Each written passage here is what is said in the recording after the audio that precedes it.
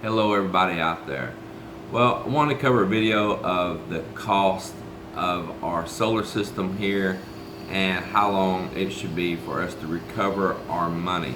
Now this is a complete off-grid. We are not tied to the utility company in any shape, form, or fashion here on this property. And we're living a normal life every day, doing all the things that a normal household would do, as far as power is being concerned and all. So let's cover this, and first of all let me begin by telling you what system we have. We're running MPP Solar's hybrid inverters, and I have two of them. They're set to run in parallel. Currently I'm only running one of them, and I switch the other one on if we need more load. That has been a very rare occasion. I chose to go with MPP Solar because they were like an all-in-one. They have everything in there. There's no reason to have an MPPT charge controller, something that's managing and checking your voltages and all these different components and wire and trying to integrate all these things together. It's already pre-integrated. It has pretty much everything you need in these units, except your breakers, your fuses, your switches for disconnecting your batteries, your PV array and all. Everything else, it's pretty much ready and simple. It's like an all-in-one package. And no, I'm not sponsored by them in any way. Maybe I should be, huh? But the thing is that that's what I wanted. I wanted a clean mount without just a big mess of wiring and switches and gadgets, and each one of those things I know is another potential of another item to fail. So if you're going to run your own power service at your own house, you are your own power company, and there's nobody to call on to fix that if you're trying to be self-reliant but yourself. So you need to minimize having so many different components by so many different manufacturers. The next thing was these being able to parallel. Of course, I can have more than one unit there, have it parallel, but if I had a unit to go down, I could always move another one to the primary slot. Really simple, super easy, just a matter of doing some things there on the menu, and you still have power if one of your units was to have some kind of fault to it. So that, once again, you're trying to be your own power company, you have some redundancy there. So that was my choice. It was probably, I think, a smart choice because you are trying to be off-grid and self-reliant. So this is 8 kilowatt off-grid. It's got flooded lead-acid batteries. We can touch lightly on it. First of all, lithium is very expensive. It's hard to find in this country where I'm at. Extremely pricey, and by some manufacturers that really hadn't heard of, and I just don't want to risk that. The next thing, when it come up to how many amp hours I could get, the power storage that I could get versus lithium price and flooded lead acid, the proven length of time that we know flooded lead acid will work, that we don't know. These figures that are put out there is not proven figures yet on lithium. I felt like it's still a little premature to put that kind of expense into an unproven technology, that they're still looking out there for a different solution. If that lithium right now, that lithium ion and all, and iron phosphate, if that was the ultimate solution, well then there wouldn't still be just so much die-hard effort for a different component and a different makeup. So I stick with the tried and true, and there's a lot of off-gridders out there that's got 8, 10, 12 years off their batteries. I've even heard of longer, and it's probably going to be according to how you set your system up, how well you maintained it, and your own disciplines. So there you go right there on my flooded lead acid batteries. So I have two, as I said, of the MPP Solar PIP 4024 MSP hybrid inverters. They have a lot of different models out there. The price ranges are going to be pretty much the same within, you know, maybe a couple $100 here and there, for whichever model you choose for your system. Whether you want to go with 5048, which is a pretty popular unit out there. It looks pretty much identical to these. The menu's pretty much the same. Just choose which model you want. So for those units, I bought two of them together at the same time. The two together on one ticket was $1,358.50. That was total for two. And I bought them directly from the manufacturer. They came in from Taiwan, and so I had to pay a customs duty fee into the Philippines here. Now, I don't know how that would work in the US. I don't think it would be that high, but coming into the Philippines, they caught it at customs, they looked them up, and they hit me with a duty fee on them. It had to be paid, which was $104.14. And so it's debatable if I was supposed to have to pay that, because I was also told they're supposed to be on any kind of renewable energy like this in this country, that they wasn't supposed to hit me on that. Try getting your money back. That's all I can say. Then going on to the next thing here is my solar panels. I have 12 of the 325 watt poly panels. These are like a really no-name panel out there. I found them locally here in the city where I'm at, so I bought 12 325 watt poly panels, and the cost of those was $160 for each panel, and that brought me to a total of $1,920. I chose the poly because here in this country the mono is not that great, because it doesn't like the heat, and the poly seems to do better with the heat. So that was my choice on that. I know monos really usually got better efficiencies and things like that, and they're usually more pricey as well, but as I said, the poly tends to do better with the heat, and solar don't like heat. Moving on. Then the next thing was the 10 batteries. These are 100 amp hour solar flooded lead acid batteries, and I bought those here in the Philippines. They are Motolite brand, and those cost me $123.53 each. That's bringing to a total of $1,235.30, as you see. Wasn't able to buy like pre-made up battery cables or anything here. That's kind of hard to find in this country as well. So you buy the cable you need, you put what they call the battery terminal lugs on yourself. So I had to buy all the cabling and the lugs, and that cost me $98.20, just under $100. Then you have your MC4 connectors and branches, and the PV cable to get the power from the solar panels down to your inverter. That was $77.30, which I think is a really great price in this country for that. Next is the PV mounting hardware. That's the rails and the mounts. These are aluminum rails, and they have some mounts that clamp down between two panels. I bought enough to do all the panels I have up here right now, and that hardware cost me $276 here in the islands. I think that's a pretty fair price as well. The next thing is the PV breaker and disconnect. So the same from your batteries, you want to have a way to shut down the power from those panels, and you also want a breaker in case something happened. So that setup right there cost me $26. Here I got on Lazada. I bought that PV disconnect box for a really great price. It was just super cheap. And then another breaker again, and another little box similar to the one for the DC. The DC breaker and mounting box. Once again, you want to be able to kill that power from your batteries. You want to be able to have something in case there's a breakdown, something short happens with your batteries. You want a breaker there.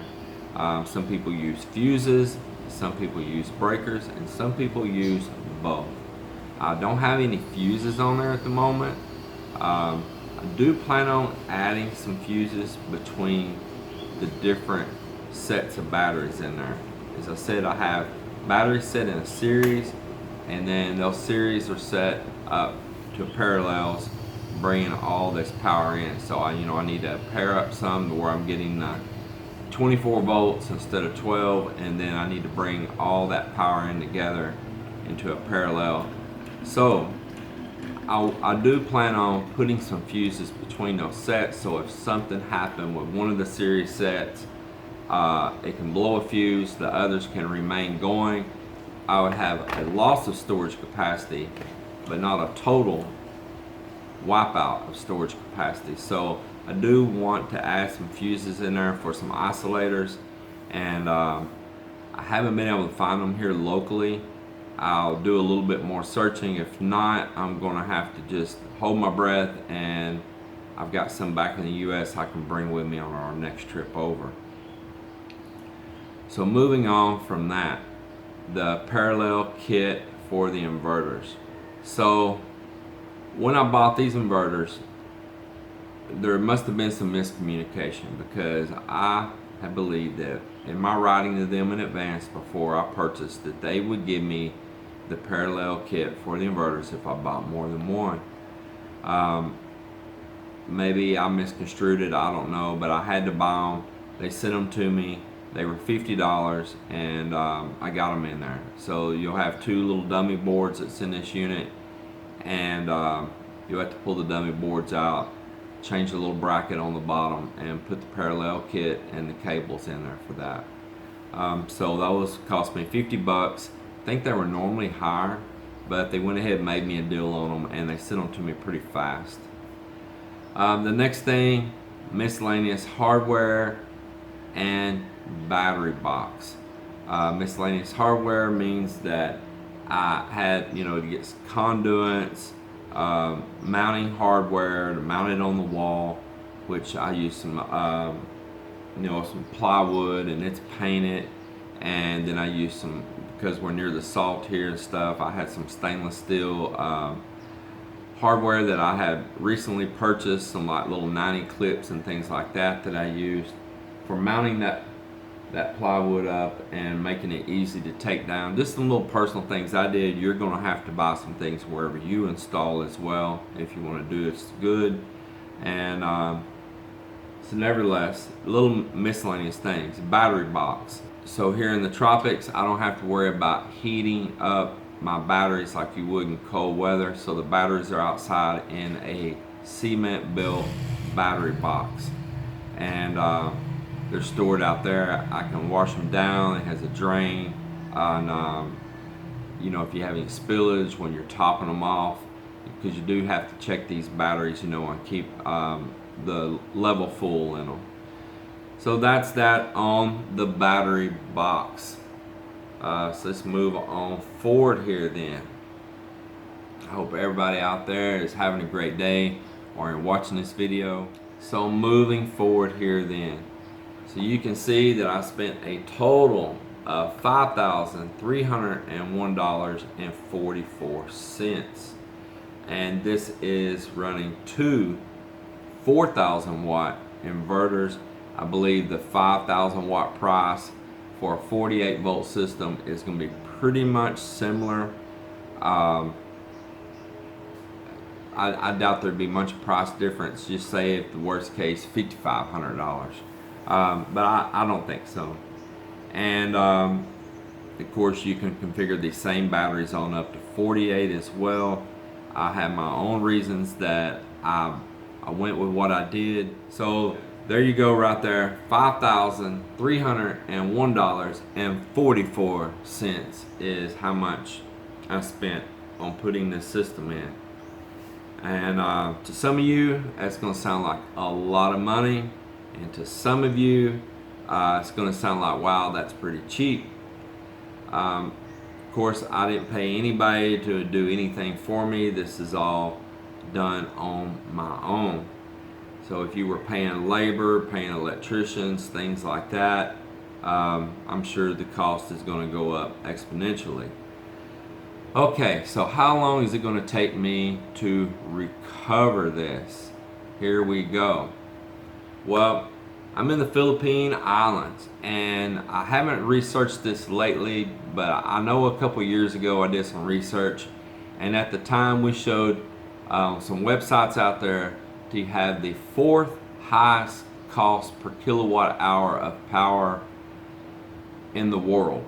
Alright, so at our little small home, which is about the same size as this temporary garage apartment right here, that house there, running all the same stuff it's sitting in here right now inside this home, our electricity bill equaled up to $200 per month. I mean, it was pretty much dead on that mark, you know, within just a few dollars here and there. And so, or around 10,000 Philippine pesos. So how am I going to recover my money back at that rate? So let's talk about that. So here we go. So $5,301.44 divided up at $200 a month when we're here, $200 a month. If we were here year round, that would take 26 months, 26.5 months, just over 2 years to recover the cost of the system. Just over 2 years. That's if we were full-time staying, but we're not. Alright, so if we were to stay here 6 months of the year, which is about what we do right now, at $200 a month, that would be $1,200 a year. And then the other 6 months we pay a base charge, which is around $10 a month. So that's $60 right there. So $1,260. How long is $1,260 a year? It's going to take us 4.4 years to recover our initial cost in the system. Still, that's not bad at all. It's not bad at all. So what are our benefits then? What are the benefits of having this system here? Well, one thing, we have cleaner power. The grid here, it can be a little bit of dirty electricity. There's a lot of voltage spikes going really high. There's times I can test it and it's really low. They sell a lot of power conditioners here up in the hardware stores, shops and all, to try to clean the power up so that it's not so damaging to your appliances. And so that's a huge benefit, is we have a constant, smooth, clean voltage, which is better for your appliances, because a lot of appliances do get knocked out here in this country from the bad voltage. Okay, so the next benefits, no brownouts. That is a huge benefit right there. No brownouts. And what they call a brownout here in this country is a scheduled time that they're going to turn the power off. They usually give notices and say, hey, it's Sunday morning at 8 o'clock. The power is going to go off and it ain't going to come back on till 5 or 6 or 7 or 8 o'clock that night. And there you go. So if you got things inside of a freezer, maybe they're really going to start thawing out at that point. So a lot of people don't keep frozen goods and stuff here very much because of that. And then they have blackouts. And blackouts is where just something happened, you know, power line blew out, transformers blew out, car, jeepney crashed into a power pole, took it out, and they got that time of trying to get it back up. And that seems to happen way more frequent here than it does, say, like back in the US. Of course, the accidents happen there as well, but they just seem to happen a little bit more here. So you have, once again, cleaner power and constant power. Melinda will look outside in the neighborhood sometimes and she'll go, oh, it's so dark, something's happened. I'm like, yep, they're without power and we're not. That we'll talk about here in benefits then. power during typhoons and other disasters. As I said, this is a catastrophe-ridden country, so of course if there's a typhoon and it takes out the infrastructure, it could be down for a long while. We have some acquaintances right now over in a neighboring island that they just arrived here, coming back and forth as we do. They just arrived here, got hit back to back with 2 typhoons during this stint that we're here this time. Had no power. The first one took out the infrastructure. A second one come through within 2 weeks, really took out the infrastructure. And they were talking about, you know, up to a couple months before power restored.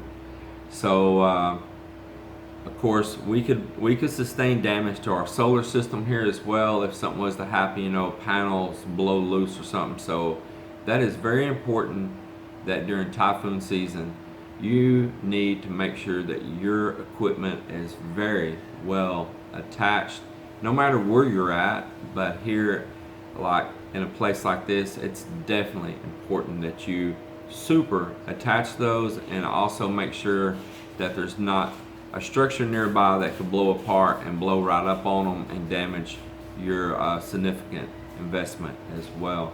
So do your due diligence on that, and try to put them in the most secure spot that you can.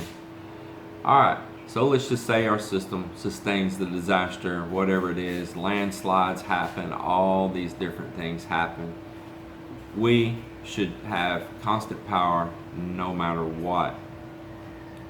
So that's the benefits out of that right there.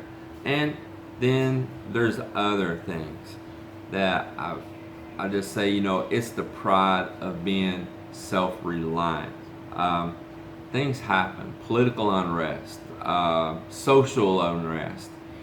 Things can happen and you're still going and they're not. So, you know, that gives you a lot of peace of mind right there. Say like your internet and your Wi-Fi, however means you get it, through a cable. Say the cable's still working but power's out, you can't communicate. But let's say that you have a satellite-based internet and their whole grid goes down, as far as like if there was political unrest, social unrest. Well, they're all down, but if you'll get a satellite base, which I wish we had here right now, and I'm looking into more options coming down, well then if you have your own power and you don't have that cable attaching you once again to their grid, because the grid can be more than just a power grid, it can be the internet grid too, then once again you have more safety, more method of communication, more self-reliance. So there are the benefits right there in that. Well, that's what the cost is on this system right here, running 2 inverters parallel together, 10 batteries, and we're here operating inside a household every single day. All your normal stuff, microwaves and coffee makers and boiling pots and lights and full-size refrigerator you see behind me here, and TVs and laptops and cameras, and just all the things of life. And as well, we have lighting outside, but those are solar lights independent to themselves. Well, I hope this video helps some of you, and I know y'all have been wanting to know what we paid on this for a while, and there it is. That's the skinny of it. If you like this video and found this information is useful, please do me a big solid and subscribe to us, comment, and please hit that like button and push it on out there.